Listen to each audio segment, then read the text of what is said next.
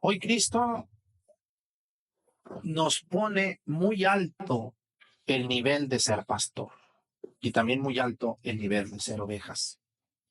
Como hoy celebramos al patrono de los obispos, por eso el Evangelio hoy habla mucho de esto. El buen pastor da la vida por sus ovejas. El asalariado no, dice. El asalariado cuando ve venir al lobo se va, huye y las deja. Les voy a platicar un poquito de lo que pasó con el obispo Rafael Guízar de Valencia, pero también y sobre todo con los mártires cristeros. Ustedes han oído hablar de la cristera, de la cristiada. En el año de 1924 a 1929, pero más fuertemente de 1927 al 29, fíjense nomás que va a suceder en México una guerra cristera. El gobierno va a tener dificultades con la iglesia y la iglesia con el gobierno, y entonces el gobierno se va a poner a perseguir con el ejército mexicano a los sacerdotes que no obedezcan. El presidente Plutarco Elías Calles mandó un decreto que decía que todos los sacerdotes deberían de ir a la ciudad y estar a disposición del gobierno y que a partir de entonces, una llamada Ley Calles, el presidente de la República iba a mandar a los sacerdotes que él quisiera, al pueblo que él quisiera y la cantidad de sacerdotes que él quisiera. Y también, por decreto, a todos los sacerdotes extranjeros los expulsaba de México. Entonces los obispos de entonces, pues les entró miedito, ¿verdad? Y a algunos sacerdotes también les entró miedito. Entonces muchos sacerdotes obedecieron a lo que decía el presidente de entonces, pero hubo algunos poquitos que no. Esos sacerdotes valiosísimos se quedaron en los pueblos y en las ciudades escondidos, atendiendo a la gente, celebrando las misas en los pueblitos, en los arroyos, en las a escondidas, en la noche o muy en la madrugada, bautizando, casando en un arroyo, en una vereda a la gente. Entonces Plutarco Elías Calles decretó que todo sacerdote que no se presentara a registrarse en la Ciudad de México, Guadalajara, Monterrey o Hermosillo, en las ciudades más grandes, y era reo de muerte. ¿Qué quiere decir reo de muerte? Donde lo encuentren, mátenlo. Sin juicio, sin preguntar, sin consideración. O sea, si ustedes encuentran un cura allá en un pueblo escondido, mátenlo a él y a quien lo cuide. Era la orden del presidente. Y ahí tenemos a sacerdotes valientes, enamorados de Dios y de su ministerio, siguiendo el ejemplo del buen pastor que dieron su vida por Cristo. Y que los vamos a celebrar en noviembre y en mayo, la fiesta de Cristo Rey, se les debe a los mártires. Ellos eran los que gritaban, ¡Viva Cristo Rey y Santa María de Guadalupe! El canto de los cristeros es ese que ustedes cantan y recantan. ¡Que viva mi Cristo, que viva mi Rey! ¿Se lo saben? Es de los cristeros y ahí nos viene. De un momento de persecución terrible, dolorosa, vergonzosa. Y todo el mundo se anima mucho cuando vemos a los mártires, pero les voy a contar una parte oscura. La gran mayoría de los sacerdotes sí obedecieron al gobierno y también la gran mayoría de los obispos de entonces dejaron al pueblo y fueron a esos lugares o se escondieron, pero no para servir al pueblo, sino por miedo a perder la vida. Solo 3 obispos de más de 50 que había se quedaron con el pueblo. ¿Quiénes fueron esos 3 obispos valientes que se quedaron con el pueblo?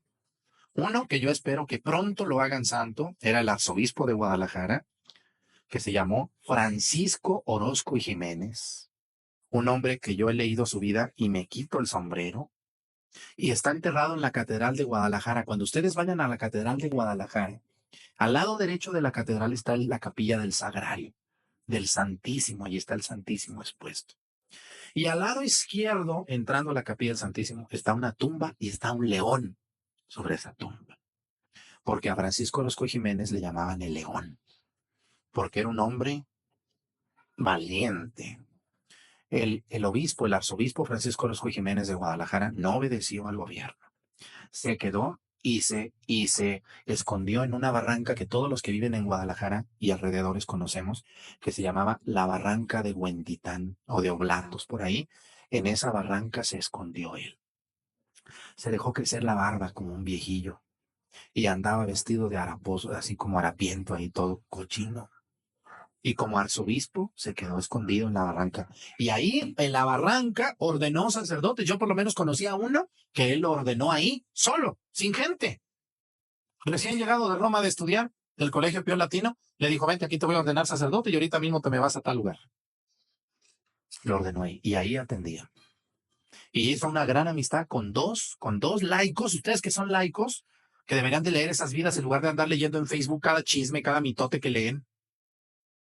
El abogado y beato Anacleto González Flores, originario de Tepatitlán, padre de familia, que hizo un periódico para resistir al gobierno como católico comprometido. Fíjense, abogado, no era sacerdote, era un abogado, era padre de familia, tenía sus hijos y su esposa. Y también hizo amistad con Miguel Gómez Loza, originario del refugio de Paredones, que está ahí en medio del municipio de Acatiguá, en Tepatitlán. Y ellos dos se refugiaban ahí con el arzobispo y otros sacerdotes también que se quedaron valientes. El otro obispo que se quedó escondido fue el obispo de Huejutla, en Hidalgo, que no recuerdo su nombre ahorita, discúlpenme el nombre. Y el otro obispo que también se quedó con el pueblo fue Rafael Guízar y Valencia, obispo de Veracruz. Esos fueron los únicos 3 obispos que se quedaron con el pueblo. Todos los demás no se quedaron con el pueblo. ¿Sí me entienden? Pero también hubo sacerdotes y hubo muchos sacerdotes valientes. Porque nosotros recordamos a los que fueron asesinados, a los mártires, a los santos. Pero hubo otros que Dios no les concedió el don del martirio, pero que sí se quedaron con el pueblo. Yo me leí la vida de todos los mártires teniendo yo como 14 años o 17 años, me acuerdo. Y las he leído y las releo y me emociono la vida que dieron estos hombres. San Román Adame, Santo Saba Reyes, San Justino Orona, San Tranquilino Ubiarco. También San David Roldán, el Padre Maldonado. Y otros muchos mártires, Santo Toribio Romo, conocidísimo por mucha gente. Pero yo les quiero decir que fueron más de 20 los asesinados por el gobierno por quedarse con el pueblo y no tuvieron miedo a quedarse. José María Robles y otros muchos que se quedaron y los mataron. ¿Cuál era el delito de estos sacerdotes? Ninguno. El delito de predicar el evangelio, el delito de enseñar. Pero los denunciaron laicos, mitoteros y chismosos, argüenderos. Por eso los mataron. Yo les quiero decir, hermanos, algo que me da mucha tristeza hoy en día es ver, y esto es una lección muy fuerte para mí. Dios nos dice, el buen pastor es aquel que da la vida por sus ovejas. Yo como sacerdote, a mí me nombró el obispo párroco de Acatlán, de Topiltepec, de La Monera, de Pochahuisco, de Viramontes y de Mazatepec. Y es mi obligación estar con ustedes, atenderles, confesarles, servirles lo más y lo mejor que pueda. Porque mucha gente me quiere venir de otro lado, pero yo les platico a ustedes, señores, yo no puedo, no alcanzo con los de aquí. Yo les recomiendo que vayan con el sacerdote de su parroquia, él es su pastor de ustedes.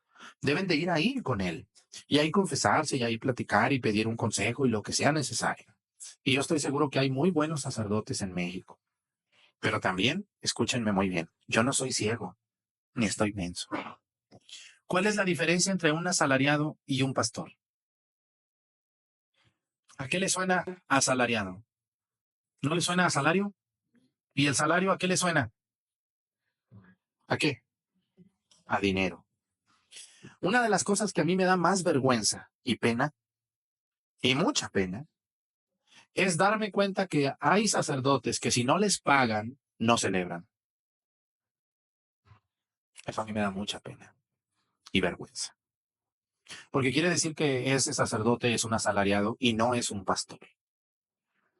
¿O me equivoco? ¿O el Evangelio dice cosas contrarias?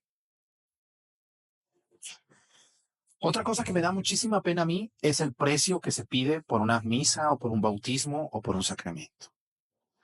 Los obispos nos ponen a todos nosotros se llama estipendio, o sea, una donación por celebrar una misa comunitaria, una misa particular, un bautismo, una primera comunión. ¿Por qué se pone una donación? Hay que entender muy bien esto. Yo creo que ustedes saben lo que cuestan las cosas o no saben lo que cuestan las cosas, padres o madres de familia. ¿Cuánto cuesta tener internet ahorita para sus hijos en la casa? ¿Sí cuesta o no cuesta? La comidita de todos los días, ¿como cuánto cuesta? Pagar la luz, el jabón, la ropa, la gasolina, los estudios. Es obvio que los sacerdotes necesitamos vivir de algo. Y quien no lo entienda, pues está menso, o se hace menso, o no ha visto, o no ha estudiado. Dice, Cristo no cobraba. No, pero a Cristo le daban dinero. Ahí tenían un tesorero. ¿Se acuerdan que había un tesorero? Dice Cristo que Judas era el tesorero. Quiere decir que le daban dinero. Claro, si no, pues, si no hay dinero, ¿para qué queremos tesorero? ¿O no es así? A Cristo le daban dinero. Y Cristo con el dinero ayudaba y compraba y compraban comida para todos, claro. La gente es buena. La gente cuando ve que un sacerdote se entrega le dan dinero sin problemas, sin miedo, porque confían en él. Cristo tenía un tesorero y le daban dinero. Yo estoy seguro que hay gente tan ingrata que si los padres no cobráramos no nos dieran ni la bendición de Dios. A veces tenemos que pedirles, pero tenemos que pedirles lo que marcan los estipendios, lo que marcan los aranceles. Yo me di cuenta el otro día en una parroquia muy importante, de una ciudad muy importante, donde cobran 5,000 pesos por una boda. Eso es un pecado mortal. Eso no se debe de cobrar. Me he dado cuenta en algunos lugares donde cobran 2,000 por una quinceañera. Eso es pecado mortal, eso es robar. Y yo sé que algún padrecito me está viendo y se va a enojar mucho conmigo, que por qué ando diciendo yo eso, porque es cierto. Y si nadie lo denuncia, yo sí lo denuncio. Eso no está correcto. Y cuando un sacerdote ya no le interesa otra cosa, sino cobrar el estipendio por celebrar un sacramento, se está convirtiendo en un asalariado y no en un pastor.